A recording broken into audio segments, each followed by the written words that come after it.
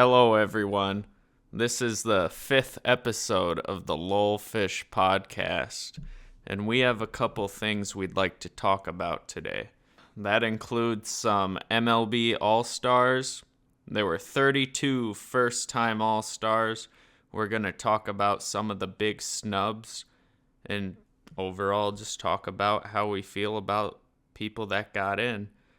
And then later on in the episode, we will end up talking about some NBA signings and free agency. So on the screen, there's some all-stars, the starters and reserves and pitchers. Are there any all-stars that shock you? Well, I think the first one that came to mind when they actually had revealed the starters was Trey Turner. And the only really reason behind that, because yes, if you look at Turner's stats in the games he's played, he's done pretty well. He's been hitting 335, which is pretty dang good on base percentage at 381. But he's only played in 51 games. And for me, because of that stat, at the time of this recording, he's only played 51 games, but because of that stat, he shouldn't have been a starter, maybe a reserve, but it just in my personal opinion, I feel like you should have played a certain amount of games to be eligible to be considered as an all-star. Another one that I know a lot of people were kind of talking about as well as a starter was Fernando Tatis Jr. A lot of people were kind of shocked to see him become a starter for the All-Star team ahead of some other names as well. So first initial release of the starters for the All-Star games, those two were kind of the ones that came to mind as a little confusing. So what do you think about the All-Star starters and reserves? Yeah, I can definitely see where you stand about Trey Turner.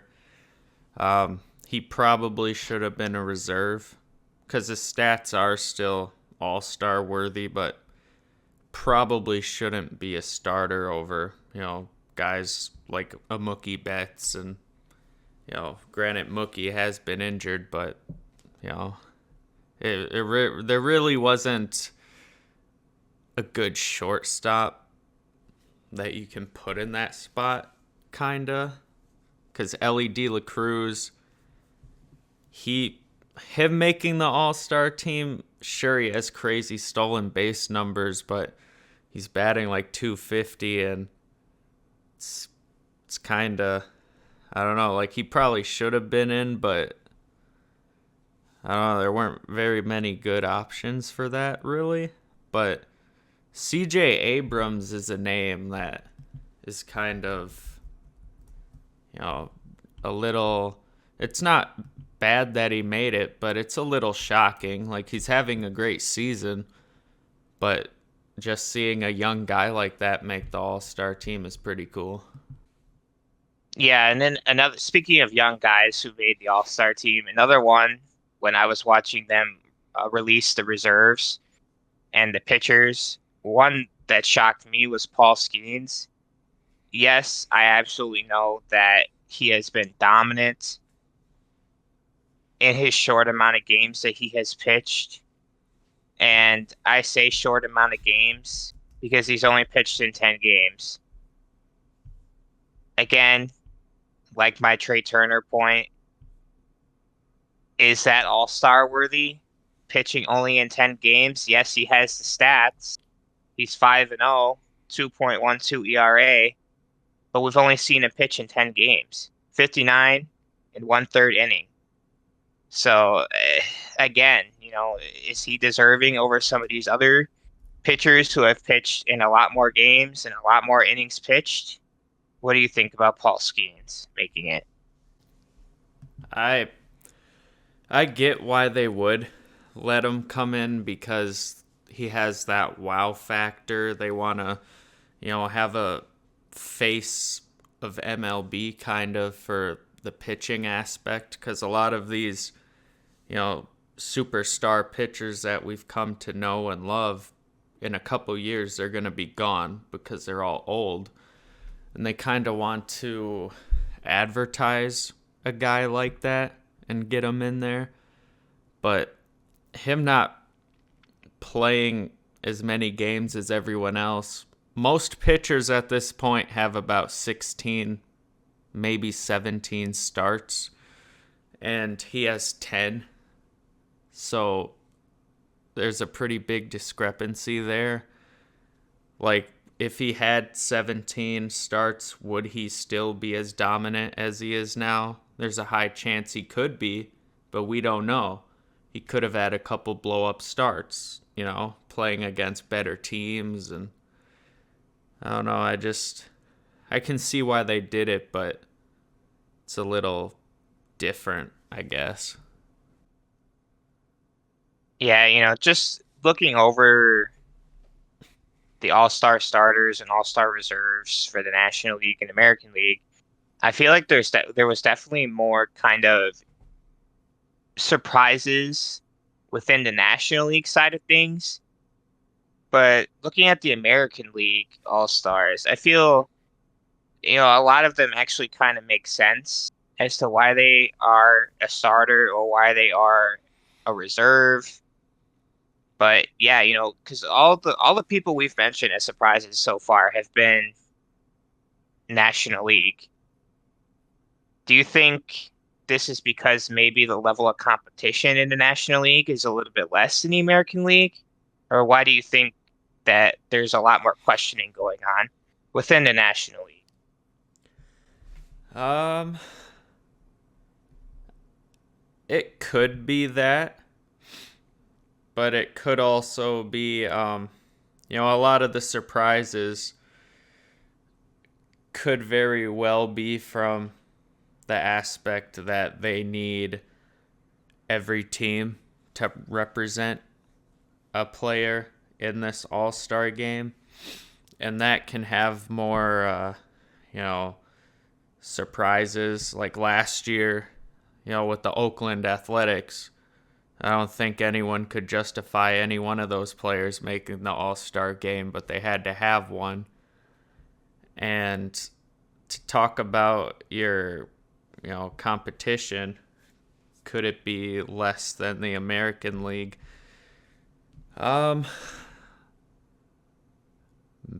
Maybe. I can definitely see that, because checking the standings, I do think the American League is better, because there are 8 teams in the American League that are over 500. Well, in the National League, there's only 6. And in the National League, you have, the Rockies and Marlins, Nationals, teams like that are probably going to get over 80 losses, 80 plus losses.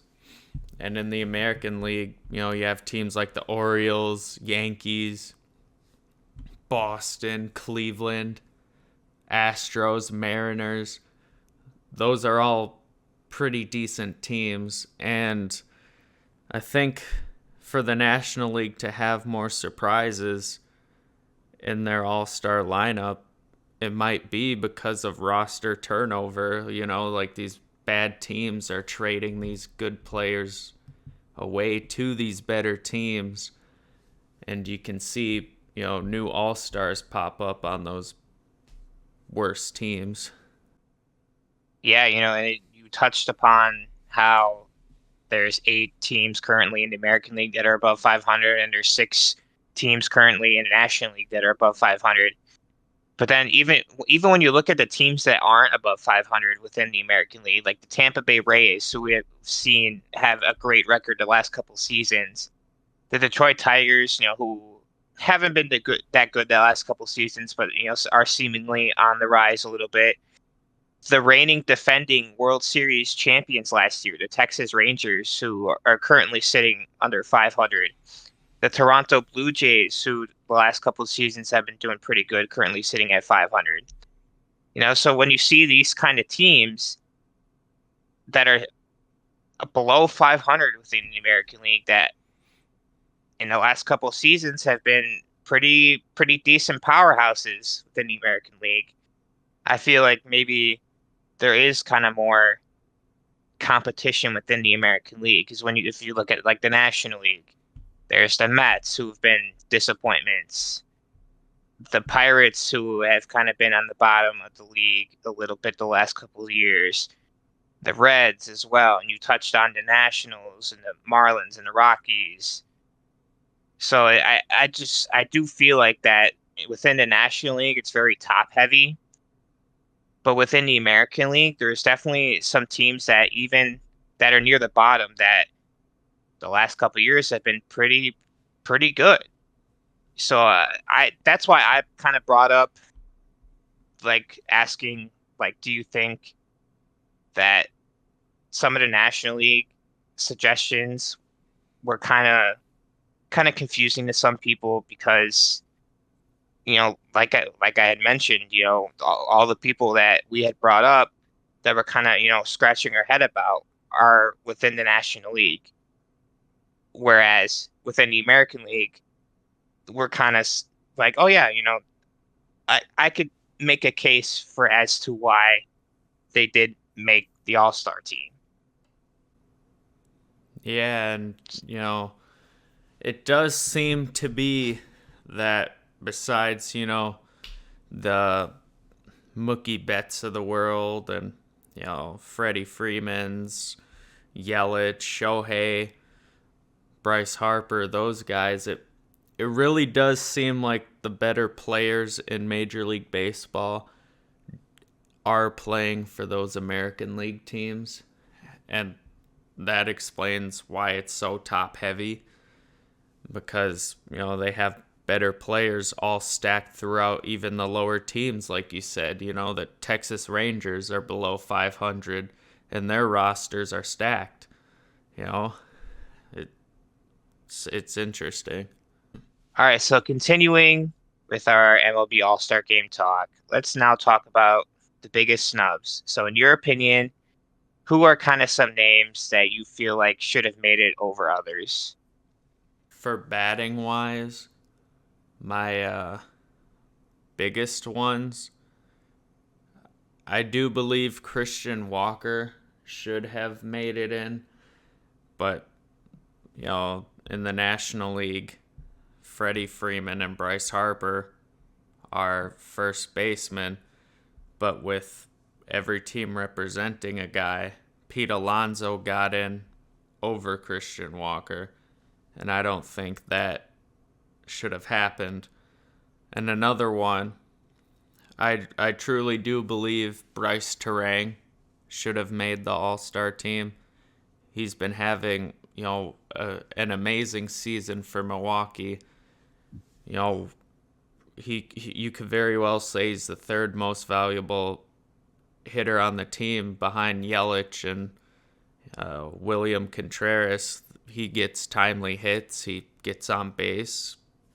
He's pretty good, but I get why he didn't get in because he's not a big name yet, but I think he could be. What players do you consider to be some of the bigger snubs this season? Well, I think somebody who I thought would have made it is a Brewer reliever named Brian Hudson because his last two games were against the Dodgers. He didn't do so well, but if you look at his stats before that, I mean, dude has been really good. For the longest time this season, again before those last two Dodger games that he has played in, he had an ERA under one. And I mean, he was just absolutely like the go-to guy in that bullpen. You're in a sticky situation, you're going to throw him in. He's played in 32 games so far this year, 46 and two-thirds innings pitched, 4-1, currently at a 1.54 ERA. But again, that is mainly because of those last two Dodger games, because I believe he gave up a home run in each of those. So, and he gave up Yeah, he gave up 2 runs in one game and a run in the game before that. But he's one who I kind of thought would have definitely made it as a relief pitcher. Another guy who I would say you could make an argument that maybe they should have made it was Jack Flaherty, because Jack Flaherty, although his win-loss record is sitting at 5-5 currently, his ERA is sitting at 3.24 in 15 games, 89 innings pitched, 115 strikeouts. I feel like, you touched upon how the MLB tries to include one person from every single team, and I feel like if you were wanting to look at a Detroit Tiger representative, I feel that Jack Flaherty fits the bill. I feel he has had a great year, especially after his last couple seasons that haven't been so good. So he's kind of having a bounce back year, you could say, this year. And I feel like, I mean, I touched his strikeouts. He has 115 strikeouts. He only has 14 walks. Opponents are hitting 226 against him. So he's another person who I feel like probably you could make a case for them to be a part of the All-Star game. I mean, you touched on Bryce Terang. I feel like he could have been on the team as well. He had a great beginning of the year. As of late, he's kind of, his average has kind of felt fallen a little bit, but he's still, a big part of why the Brewers are currently in third place within the National League. So those are kind of some names to me who I feel were some of the biggest snubs. Obviously, we haven't touched on all of them, but those are just some that come to mind that I feel you could have made a case for them to be a part of the All-Star game. All right, so now let's pivot into some of the more recent NBA signings and free agency. Some of the big names that we have seen be involved in signing trades and contract signings are Klay Thompson to the Mavericks for 3 years, 50 million. Paul George to the 76ers, 4 years, 212 million. LeBron, surprise, surprise, returns to the Lakers for 2 years. Harden stays with the Clippers for 2 years, 70 million. And again, those are just some of the ones that I guess are more mainstream, along with DeMar DeRozan, who just recently signed with the Kings. So, in your opinion, who do you feel has had the best free agency so far? I think there could be, a couple teams. Obviously, the 76ers getting Paul George, that can help push them over the edge. Because, they have Maxey and Joel Embiid, and, they need another guy to help, carry the load because Embiid was hurt for a while. The 76ers, they need another guy to help push them over the edge because they were in the play-in last year. And I think another team that it's kind of underrated, DeJounte Murray to the Pelicans. The Pelicans, when Zion was healthy and, everyone was there, they were first seed in the Western Conference. And, you never know, having a defensive guru like DeJounte Murray and he can score. I think that's pretty underrated. And I do like the Knicks trading for Mikal Bridges. Granted, they did give up a lot for him, 5 first-round picks, I think it was. But, getting a guy like that who is always going to play, never misses a game. He's never missed a game in his career. And having a guy that can play every day, that's a good scorer, he's just a good player overall. The Knicks will be a lot better. And, they almost made it to the conference finals, but they were all injured. So having a guy like him that can play and doesn't get hurt, maybe that can help him go over the edge.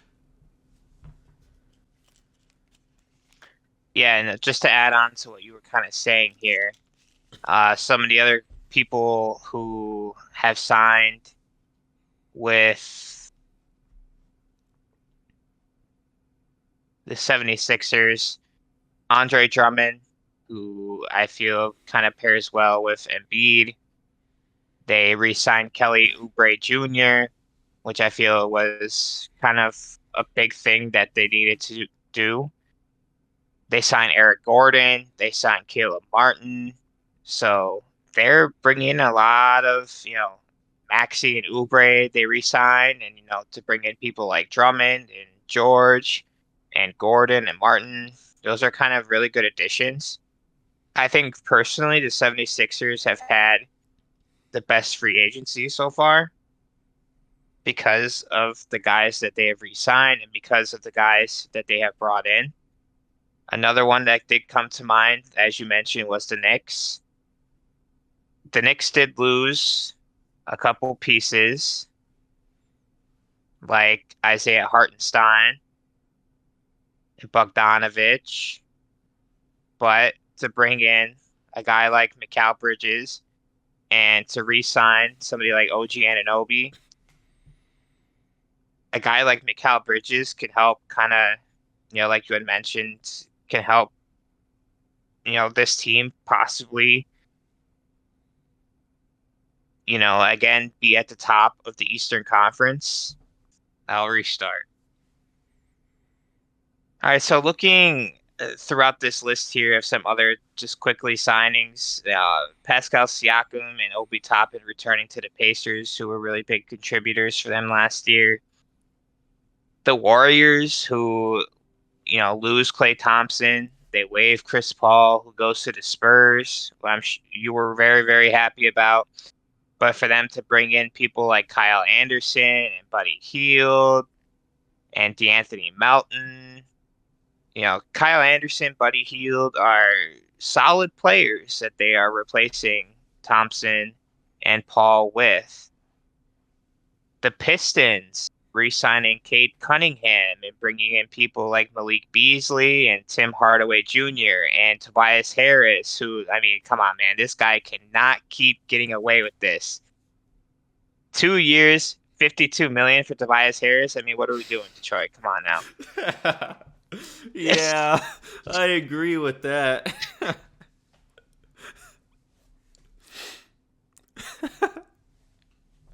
I mean, the Chicago Bulls, who bring in Josh Giddey, but they lose Caruso, which I feel like that was a great trade for the Thunder. I wanted the Bucks to go and get Caruso somehow, but he ends up on the Thunder, who, as I mentioned earlier, bring in Isaiah Hartenstein as well. So there have been, some other teams that have made solid moves so far throughout this offseason. So besides Tobias Harris, who, we jokingly had mentioned earlier, who are some of the other people who kind of feel like teams maybe overpaid for, or kind of you were shocked by this person signing with this team? The Orlando Magic signing Kentavious Caldwell Pope to 3 years, $66 million.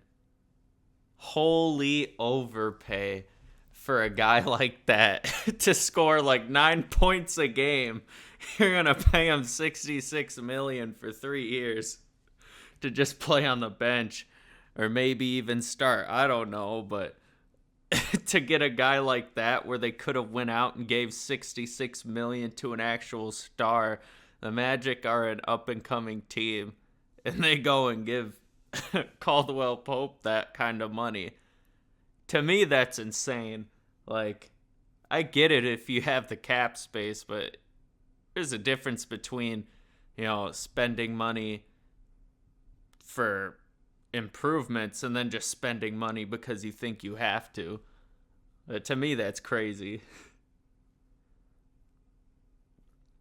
Yeah, and just quickly looking at this list, one guy that we haven't mentioned was Jonas Valanciunas, who at the beginning of free agency was somebody who LeBron would potentially have taken a pay cut for the Lakers to sign. He ultimately signs with the Wizards for 3 years, $30 million, which I don't know. For him to kind of go to the Wizards was a little bit confusing to me. What do you kind of think about that signing?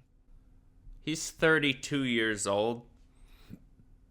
So this contract will pretty much, you know, take him to, you know, out of his prime. Like he'll probably still be good at 35, but like I could have seen it if it was like a 1 year deal, ball out with the Wizards and then, you know, beef up your stats and then you can go to a contender. But whether or not Valanciunas spends his entire contract on the Wizards, you don't know. They could trade him at some point, a deadline trade, who knows? But yeah, it is confusing to see him go to a team like that because LeBron did want him to come over there. But I don't know.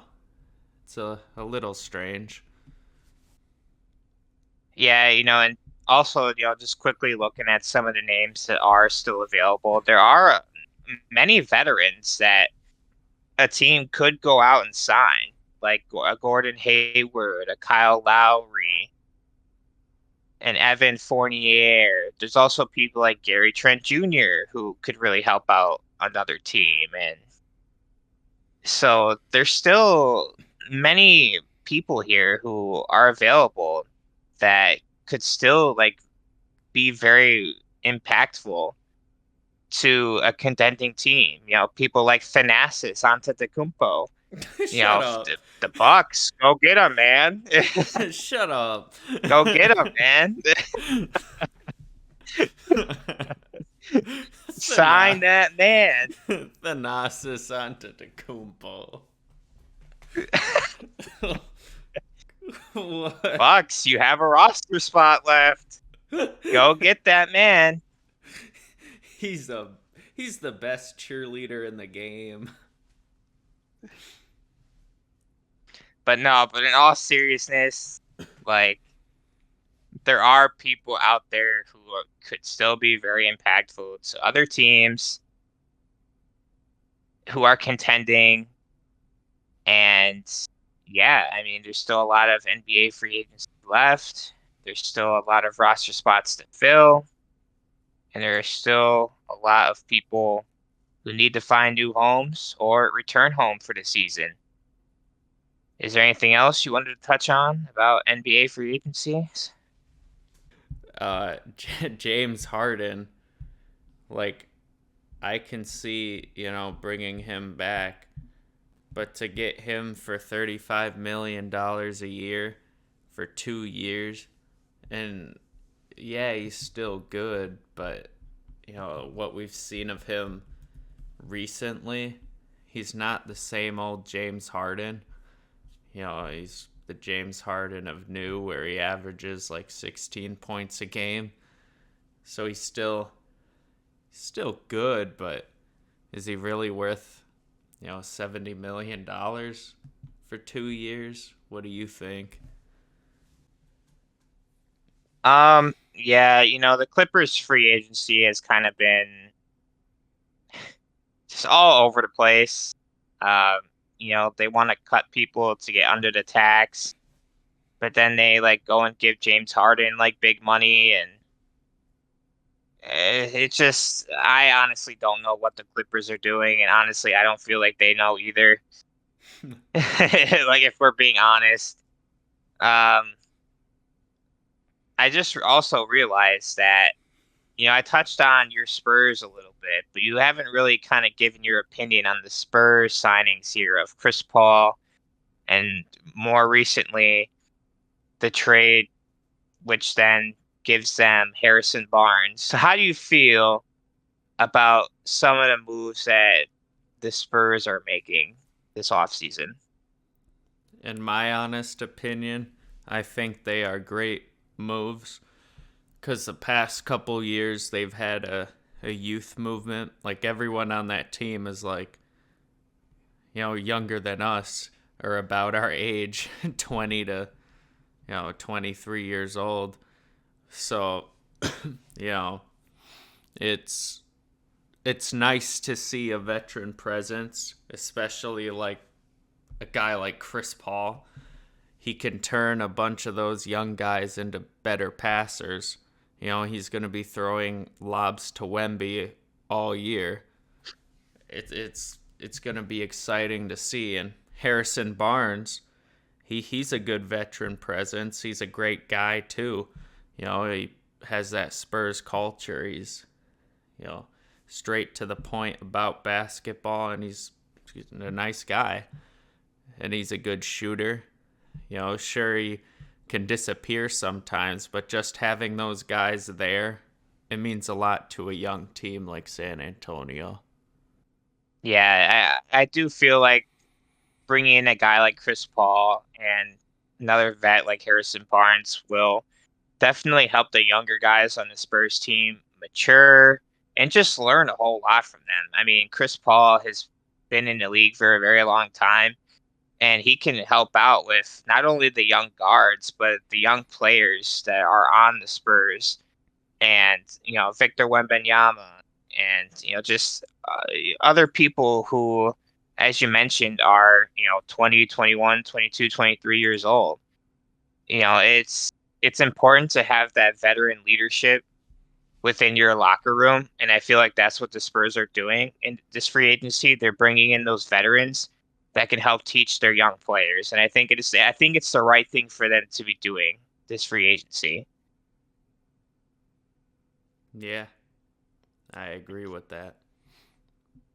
Just real quickly, because I'm a Bucks fan and you like the Bucks a little bit, I do want to touch on the additions that they have brought in so far this free agency in Torian Prince and DeLon Wright, with only being able to currently spend the veterans minimum. I feel like those are two solid pieces that address some of the needs that the Bucks have. They are losing. Currently, Malik Beasley is departing via free agency to the Pistons, but for being able to only spend league minimum, bringing in people like Torian Prince and DeLon Wright, I feel like do address needs and are ultimately going to be helpful for this season. I believe both of them are only 1 year for veteran minimum. So, and currently, I know they're trying to trade away Brooke Lopez. They might be trying to trade away Connington and Portis and maybe even Middleton. But I know their asking price for Lopez is like really absurd right now, wanting like a first round pick for Lopez when I've seen other people mentioning how they need to include a first round pick with Lopez for a team to take Lopez. So, maybe eventually they will lower their asking price for Lopez, but I feel like they definitely need to shake some things up. You know, I know they had also mentioned how they only really want to trade their core pieces if it helps better the team now. So, like trading a Lopez for maybe somebody who's younger and a better overall player, let's just say for example. So they're kind of looking for trades like that, and right now nothing has happened, but there's a lot of off season to go, and asking prices change. But I feel to be able to keep up with the Celtics and the Knicks and the 76ers, some core changes need to be made for the Bucks. Like adding a piece like Thanasis Antetokounmpo. Go get that Yeah, man. go get that man, Bucks. You have a roster spot. It has Thanasis' name all over it. Even though he's hurt, he won't play anyway, so it's fine. You're damn right. So, in this episode, we talked about a lot of, pretty good topics from the MLB All Stars, the snubs, and some NBA free agent signings and trades. As always, I'm Local Central, and I'm here with LolFish. Our channels are in the description. Like and subscribe, and if you guys have any, topics that you want us to cover in the future, feel free to leave it in the comments, and we'll see you in the next episode.